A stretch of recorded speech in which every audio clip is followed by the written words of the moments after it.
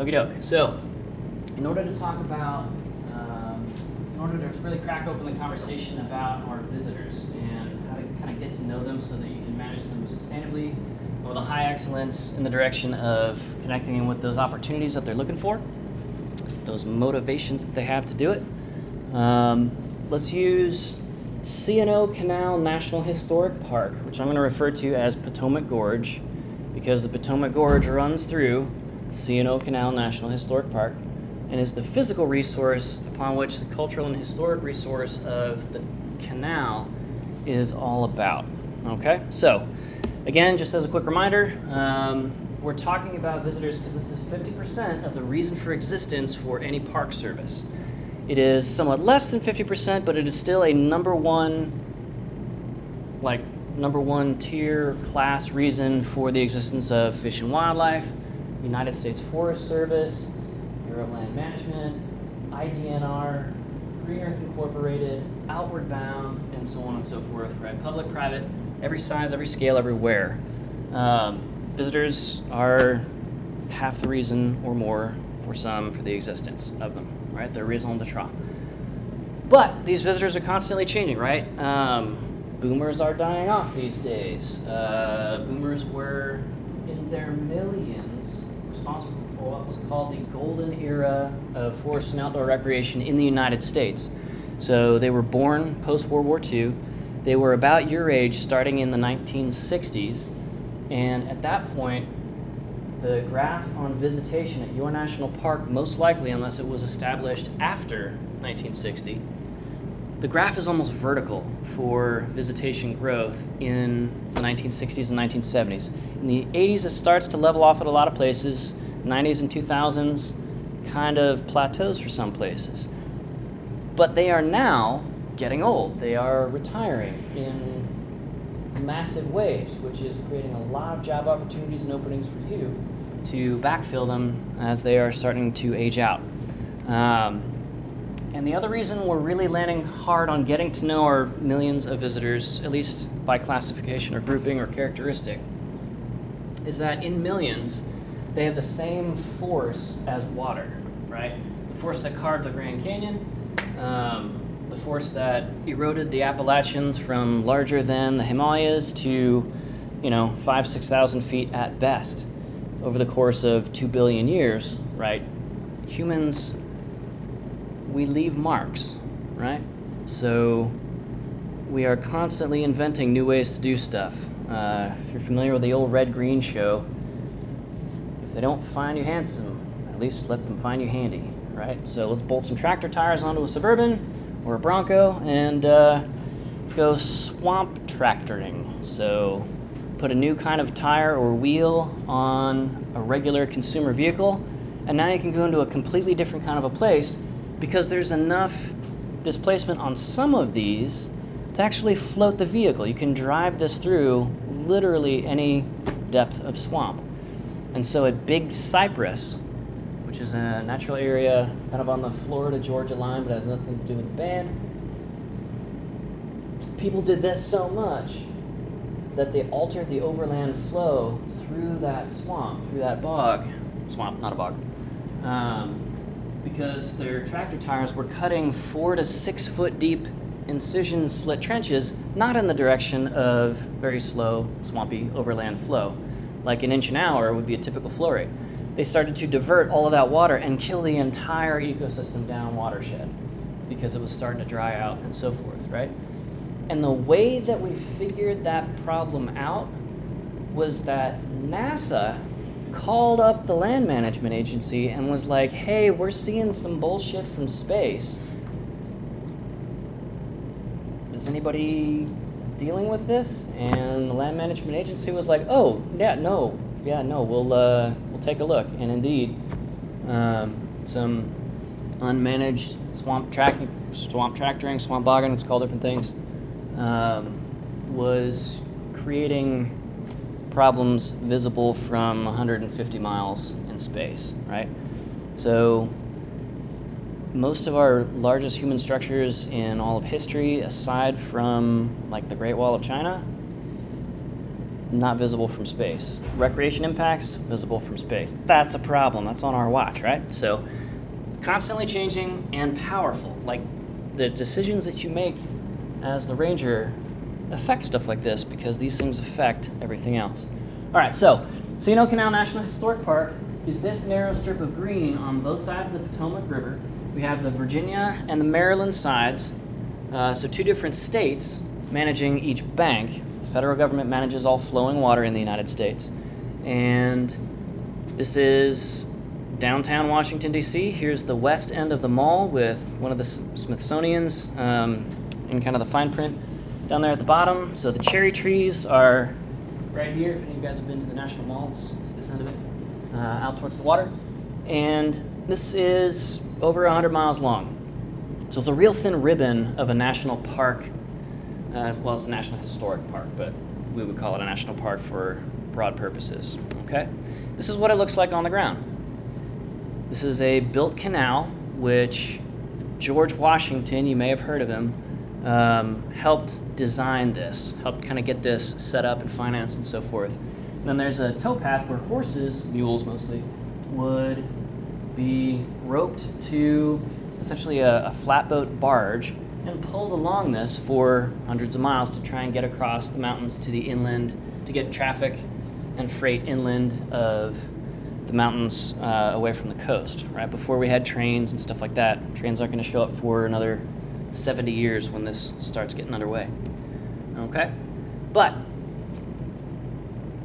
this is right next to the most powerful city on Earth.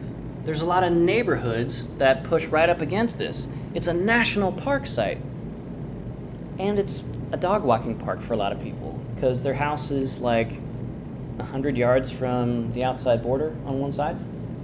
This park is as narrow as 500 meters wide in places from edge to edge. It's a very long, thin ribbon, so it's got a very high edge to interior ratio. For those of you in the environmental studies concentration or coming out of the geography department, you understand, or from our WAMCON specialization, the edge to interior ratio is a big deal ecologically for wildlife, right? This is all edge. It's no interior, right? All bark and no bite in some ways, ecologically. One section of this is Bear Island.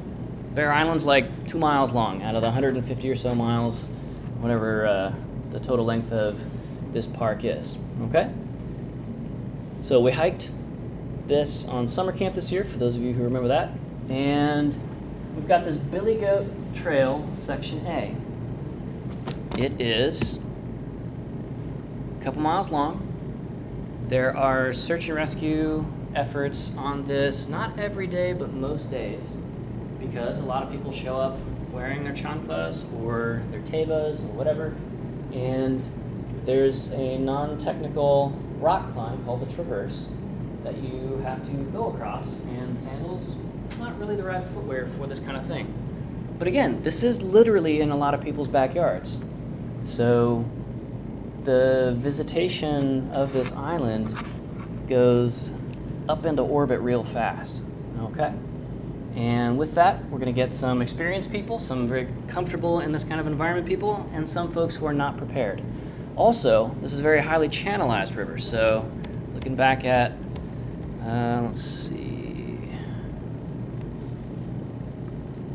first photo here, right? These cliff walls, and in some cases they're actually vertical. These are kind of slabby, so they're relaxed a little bit back from vertical. 80 to 100 feet high. So when this river floods, it floods straight up. And there's 80 feet of depth on top of what is already here. Highly channelized river, highly captive river. And so when there's any kind of flood pressure coming in from up watershed, anytime there's a rainstorm anywhere, this goes up. And when it spills over the top of those 80-foot cliffs, it goes up and it goes sideways hard. And so the river can, at times, sort of attack this flat water, this dug canal, and do quite a bit of damage to the historic 250-year-old canal towpath stonework, all that stuff. It's an intensively weathered, intensively managed place. So the activities here are going to be pretty straightforward, right? So a lot of hiking, trail running. It's very, very popular to do what's called credit card bike touring, where you ride on your bicycle with your, probably not your tent, but like maybe your sheet set and your wine glass set, and you bike from Airbnb to Airbnb or traditional B&B to B&B, pull out your credit card, and they take care of the camping part for you with a nice, mattress, sleep number, they cook you breakfast and stuff like that, and then you're on your way to the next one, 50, 75 miles down the towpath the next day. So that's called credit card bike touring. It's a major activity here. Dog walking, like somebody taking their lunch break, they're working at the USDA headquarters in town, take the car out here, get a little bit of green space, some sunlight, some fresh air, back into the urban hellscape that is downtown Washington, D.C. And there's also, on those cliff walls, lots and lots of rock climbing routes. And then whitewater and flatwater kayaking, depending on the flood stage, or the CFS, the cubic feet per second of that flowing system. Pretty cool stuff. And it's all urban proximate. It's just right there. You can access this from anywhere in DC or any of the outlying bedroom communities very easily. So the social correlates of users for C&O Canal National Historic Park, this place, more than almost any other in the world, has some of the richest people using this place. Think like foreign diplomats. So high-level functionaries in the Saudi government. The government with a whole lot of money. They live a quarter mile from here. People with diplomat plates on their diplomat vehicles, meaning if they kill somebody drunk driving, they don't go to jail for it. Diplomatic immunity, right? Some of the most rich and powerful people in the world live right here, and they use this place. So things like income and typically associated with higher income, very high education level. There are a lot of PhDs, a lot of master's folks working in the defense industry around DC, in the contracting industry all around DC, and so forth. And at the same time as all of these sort of very high-flying people, we also have people accessing the Potomac River, going down 80 foot, 80 foot down and maybe 60 feet forward, so more rise than run, so over 100% slope on these little footpaths down to the water to dunk a fishing hook in the Potomac River, as dirty and disgusting as it is, and to catch their fish for dinner. Right? So we got the whole range here, more than at most other places. That's called subsistence activities. Not recreating, to feed yourself, to feed your family, as well as to walk your $10,000 clone dog if you're got more money than God. All right? The occupations involved here, more than at the park that you chose, are likely to be high-level professional. A lot of CEOs live in DC. A whole lot of lobbyists live and work in DC, right? It's that whole business of buying influence and so forth. So the age here is lower, maybe, on average, than the park that you chose. What is the average age of the visitors at your park? Here it's low because DC has a bazillion young folks who work as congressional interns, for example. Right? Most national parks have a relatively very high average age. Why do you think that is? Anybody speculate on why that might be? Brent? It's expensive to take time off work and transport yourself. Yeah. Places like this. So this land is your land, this land is my land, from et cetera, but it's more for folks who can afford to access it. So the National Park Service in the last 30 or so years has really started to cotton on to this idea of, oh yeah, so we have these amazing places way out where it's expensive to get to. What do we do about some urban proximate national park level experience in places? I bet there are some really good opportunities to do that. So they've leaned real hard into that with a couple of their most recent directors, including Fran Maynella, who was an amazing director of the Park Service several years ago. All right? So 2/3 of the visitors are between age 24, so post-college age, and 48. 40, maybe 50 is kind of the cutoff where people start getting real tired. So this is a place that is absolutely jam-packed with rock climbers and kayakers, and not just like slow, leisurely, I'm riding a beach cruiser cyclist, but folks in the whole GRS, like top and bottom spandex, you know? And they shave their legs and more aero. Yeah. Really, it's so when they get road rash, it doesn't get all scabby and nasty. But anyway, this is a young park. Other parks feel like very old parks. When you look out across the visitors, you see a lot of gray hair. All right? This place has some sex and gender typicalities that are a little bit different than probably your park. Some parks skew very male. Other parks are much more sort of balanced, male, female, intersex, prefer not to answer right all those different answers on the demographic section of visitor surveys. What do you think your park is in terms of just male versus female visitors? On average, if you're just picking a visitor at random as they're entering the front gate of your national park this semester, is it more likely to be a guy or a gal? What age are they, right? So these are all those different social correlates, just demographic variables, as we'd call them more generally, okay? Cool. This place tends to have more women.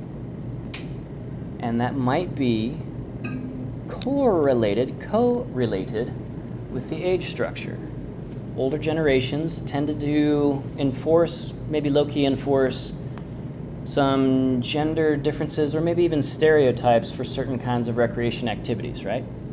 Rock climbing kind of used to be male-dominated. And then when you look at least competitive climbing these days, women are absolutely eating everybody else's lunch. It's amazing to see just the meteoric rise of kind of that change in demographics, a little bit more representational of everybody instead of folks who are just early at it. Okay? Other characteristics that we pay a lot of attention to in forest and park management are variables beyond the individual person. Right, so today we're mostly talking about, we're started off talking about just the specific trip characteristic, not the individual user characteristic of activity. Right? So activity is a characteristic of the trip. And trips are made up of the people. Right? So we want to know about the people.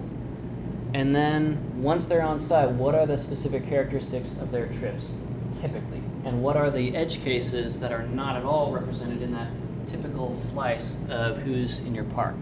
What are the edge cases, as those are called? Okay? So, group characteristics, building up from the individual person. Because if we just treated everybody in your park as an individual, that's a wildly inaccurate sense of what's actually going on. Okay? So, when we go to Ozark Scenic Riverways for our field trip this semester, we're going to be a class trip. So that's a very specific gender mix. It's a very specific and typically narrow age range of the people on site, right? 18 to 24. And because our group is a school trip, we're going to behave in some specific ways. And we're going to not behave in some other specific ways. For example, there is a non-zero possibility that someone is going to consume alcohol on our field trip. It happens almost every forestry field trip that I run. Right? People are going to people. Now, a family group is also people, but the characteristic age range is much bigger. And the behaviors on site, like drinking or not, going to be pretty different than characteristically a college-aged group, right? So the group type, group characteristics lead to big differences in what you're managing on site.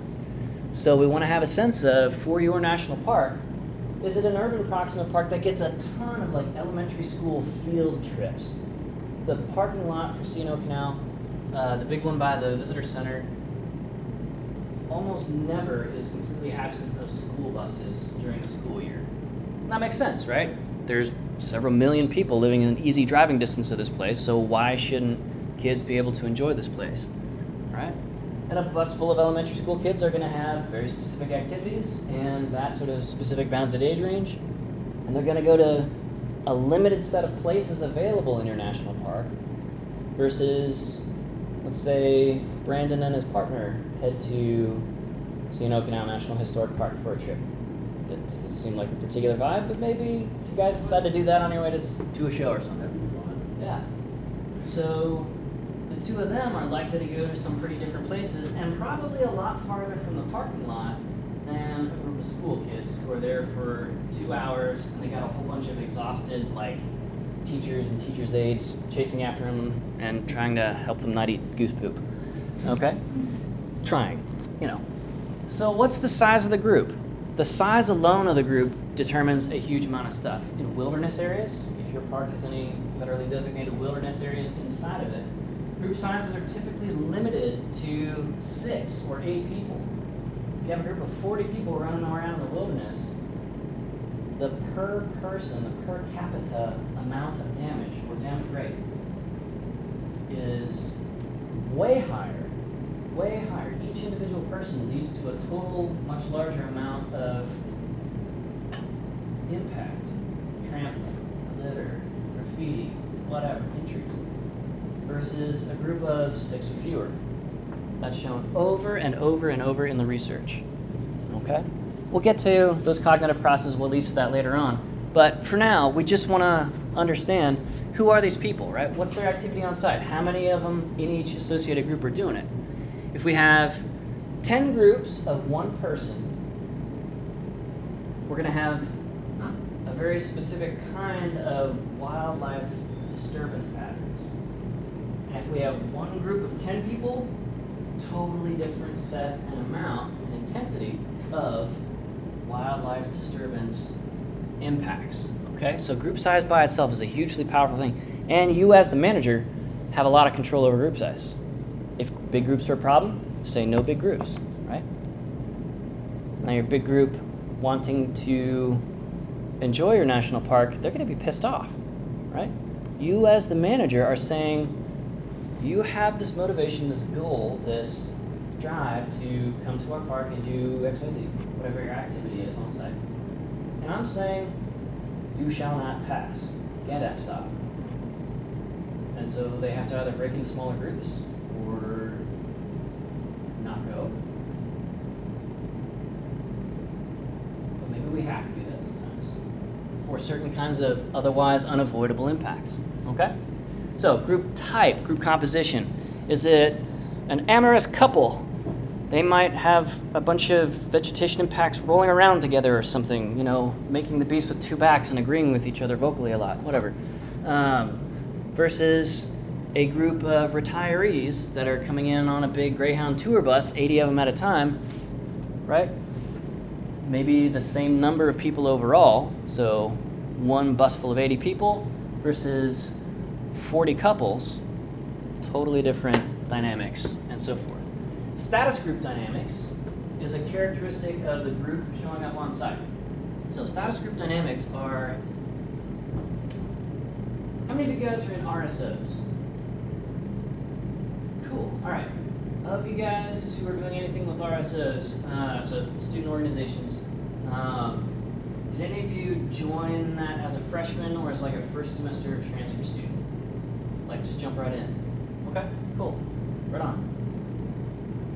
Think back to that first like meeting you went to or first like activity that you went to with forestry club or whatever RSO it was, maybe sit, stay. And how there's like some upperclassmen and then there are like a couple other folks who are not really saying much. Maybe it's their first time as well. They might look a little bit more wide-eyed or whatever.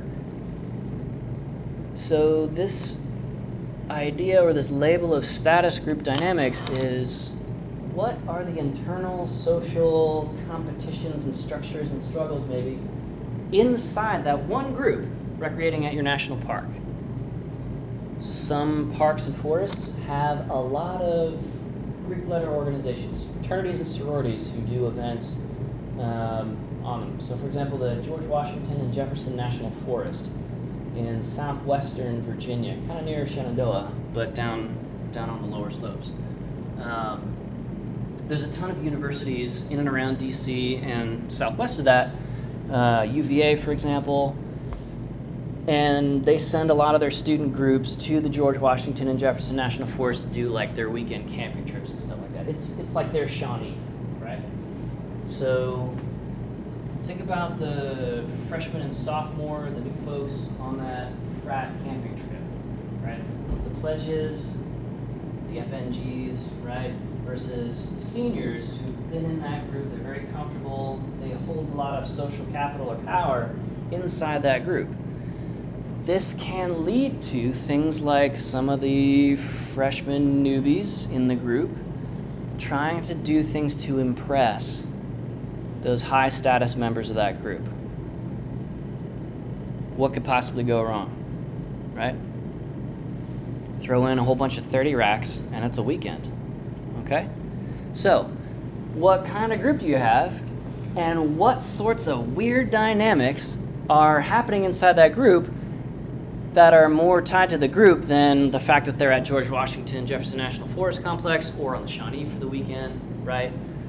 Like, this is where the whole trope or meme of hold my beer comes from, right? It's a social thing. Hold my beer. Pay attention to what I'm about to do. I'm about to do something crazy.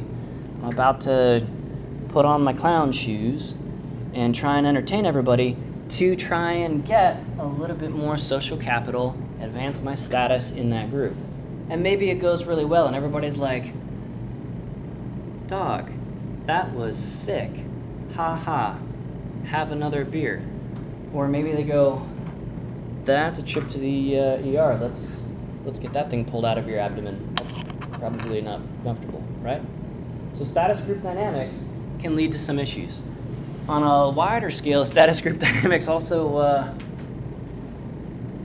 this would be like, for any of you guys who like to climb, if you've ever watched a video of somebody free solo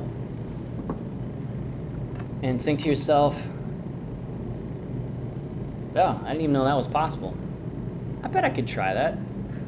Maybe not free soloing El Capitan in Yosemite, right? What, 3,000 foot climb or whatever it is, without any protection, like Alex Honnold. But maybe at Jackson Falls, there's a 20-foot crack that is lots of fun, and maybe I could free solo that, right? But you get that idea from somebody that is high status in the larger group, not just the on-site activity group, but the larger group of climbers, and the group inside of that, free solo climbers. And you start at the bottom of that group, maybe someday you're the next Alex Honnold, getting celebrity endorsements, and really painful to watch, like awkward documentaries made about your life, right? Live your best dream, okay? And so forth. Next, what are the race and ethnicity? They are different things, or cultural groups, or subcultural groups. So big groups, smaller groups that your visitors identify as part of. This has a massive effect on how they show up, what they do, whether or not they show up in the first place. Okay? So in chapter 2 of your textbook, Studies in Outdoor Recreation, we'll see some of these race and ethnicity influences, chapter 2 and chapter 3. So for example, back at the last slide of our previous PowerPoint, like that was a percentage of people by activity that self-identified as white for that activity or place. Okay. As it turns out, there are some interesting and meaningful differences between how folks think about your national park based on how they came up. Right? So when I was in grad school, one of my classmates, also a master's student at the time, a gal named Rebecca, who identifies as black and white. She's mixed race, but primarily identifies as black, at least at that time.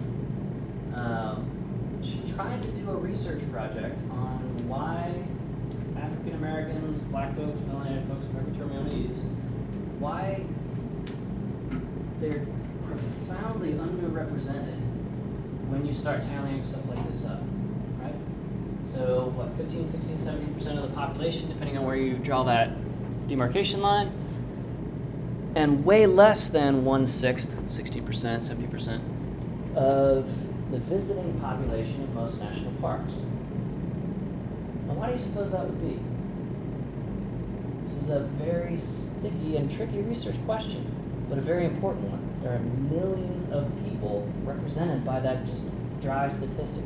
Why do you suppose somebody of one skin color or other subcultural group, so ethnicity might be more along the lines of like Hispanic, Latino, Latinx, whatever, versus non, so race, ethnicity, stuff like that, different lineage or legacy kind of stuff. Why do you suppose somebody from any of those groups other than white might show up more or less at a national park? Any ideas? Well, I mean, I think you said on summer camp, but it was perception of who those activities were for and who they were aimed towards. What? These are national parks. Like these are for all of us, right? Yeah, on paper. Okay. Have you ever self-selected out of doing something because you didn't see any representation of you or people like you in that thing?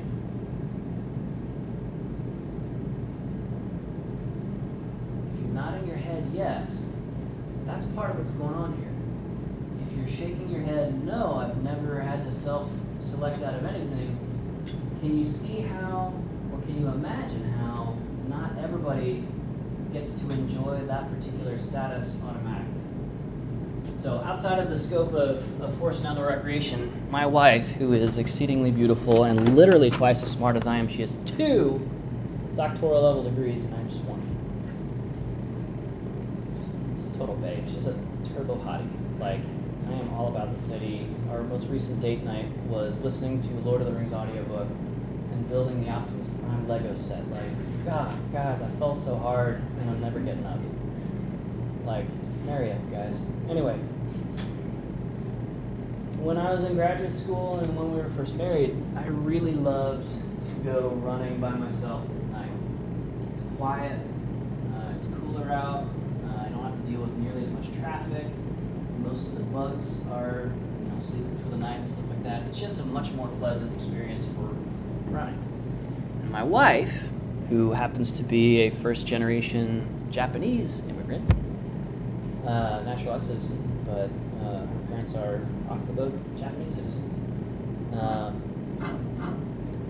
She has never been running solo in her life, and she has no interest in running solo in her life. Ladies, why might somebody who is athletic and awesome and entirely capable of running, there's nothing physically holding her back from it, why might she not want to go running solo at night? Let's be honest, why? It's scary. It's scary. Why is it scary? Other people are scary. Other people. Right. Has anybody seen in like the last 2 weeks there was a viral sort of sociological thought experiment of would you rather be trapped with a bear or a man? The women overwhelmingly said they'd rather be trapped with the bear. And the men didn't answer the same way. So, how do your visitors believe about your park? How your visitors believe about themselves and their people, their self-identified people group. subculture, along the lines of ethnicity or economic marginality.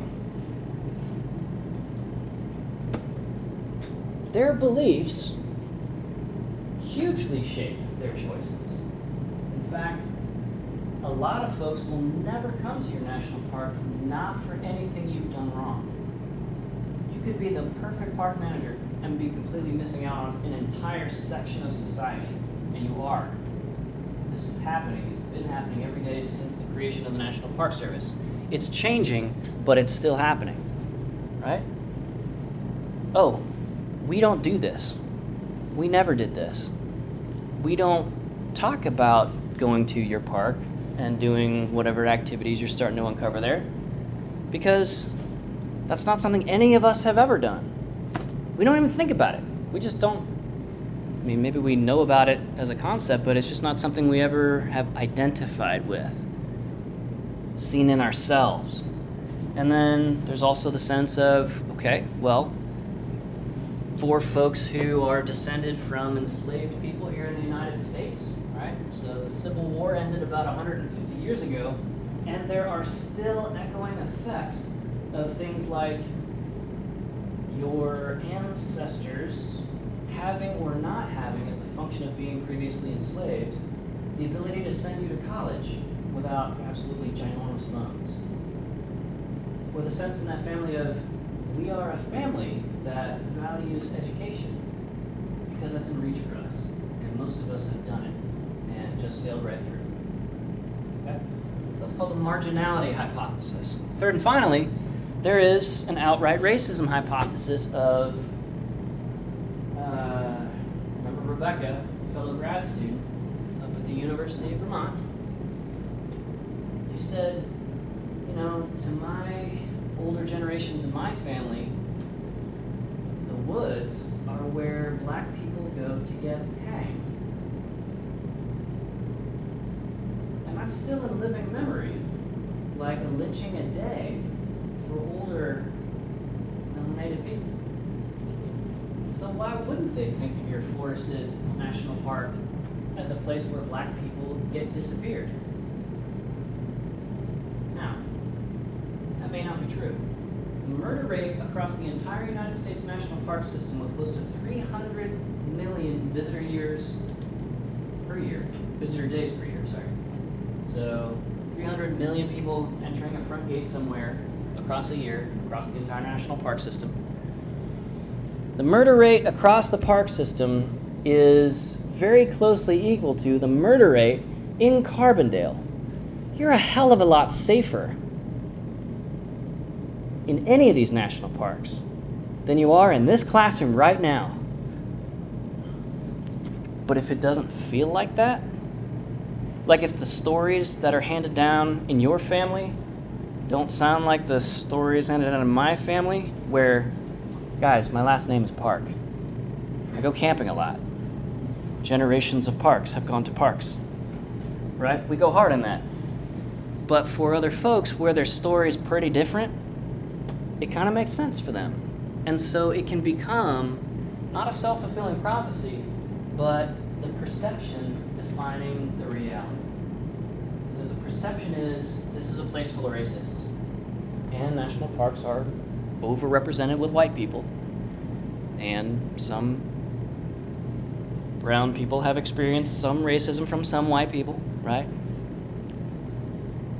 We can see how this would be kind of a hard filter, a hard sort out for a lot of people who are otherwise absolutely entitled to enjoy all the things that somebody who's never had to worry about racism or running at night or being trapped on an island with a man instead of a bear.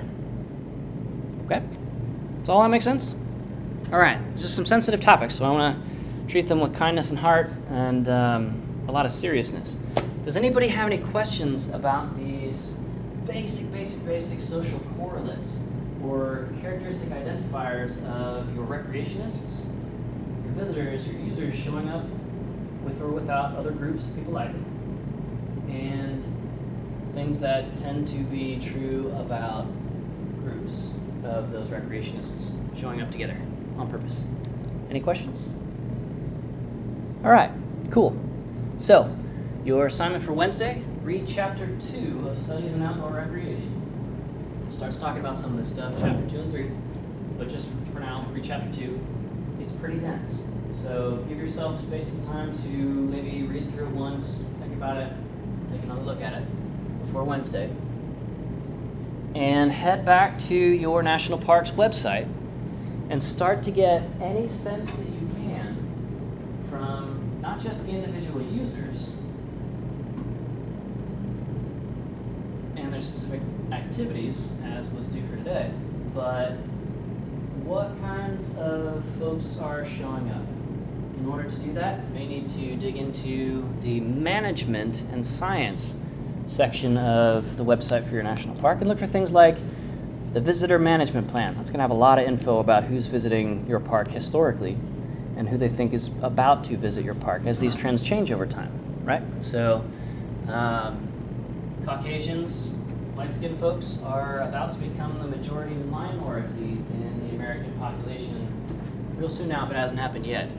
So still the largest skin color group, but no longer more than 50% of the total population, including everybody. Okay? So these things are changing. Start to take a look at how things are changing at your park. Cool? All right.